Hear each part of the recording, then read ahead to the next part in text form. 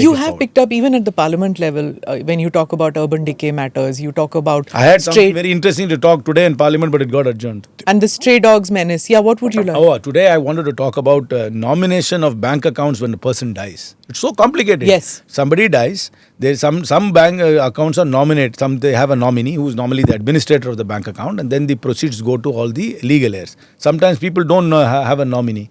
Then the banks become so, even when they have a nominee, it's a little complicated for them to transfer the control of the account to the nominee. They take inordinate time. When there is no nominee, the legal heirs are just made to run helter-skelter. Unless there's a registered will. No, then you see that And sometimes that family, that money is necessary even for their daily living. And because that would be the only money where they won't give it to the widow. They will tell her, bring me your marriage certificate. Then there are 3 children are there. Make sure that all legal heirs are present at the same time. One would be working in another place. Banks are so unsympathetic at that time of grief. And I think the government must bring a charter to banks we must have a citizens charter which mandates banks to do certain things. Then this KYC business.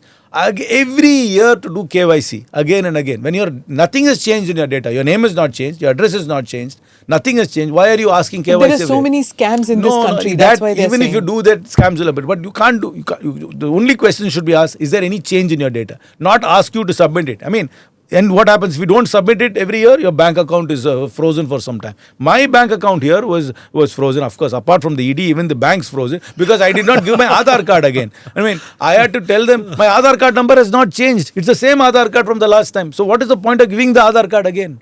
They wanted a copy of the Aadhaar card again. Cumbersome KYC. Yeah, it is cumbersome KYC. And what they do is they do a lot of data fishing through that. Every year they'll add one more thing to ask from you. Give me your income certificate. Give me your insurance policy. They'll keep on asking this. Then they use it. They use that data to market unnecessary things to you. I thought it's just common citizens who face it. Even you guys face it. Huh? Yeah, but then I solved it. But I solve it quicker than others because of what we have. But if you're an older person, the most bizarre thing was somebody had to say that this person was there. They said, give a certificate to say he's alive. Yeah. Then because an old person, they gave a certificate that he was alive. The most bizarre question was asked then. Give me a certificate that he was alive last year. So it becomes as bizarre as that. Right. Yeah. And they asked the old person proof of life. They gave a proof of life for this year. Then they said, we missed out for last year. Give a proof of life for last year. This is how illogical this has become. Yeah. Then they ask persons. They ask an old person, come to the bank directly. Your biometrics is not working. Yes, because old people have. It's a harassment. So what I've heard is that basically the district magistrate or the collector, वो घर आ सकते हैं. Or if the person, suppose somebody's got a stroke, you need the pension, right? He or she cannot come for proof of life to the bank. So they are supposed to come home and do it. They're supposed to come home and it happened with my grandmother.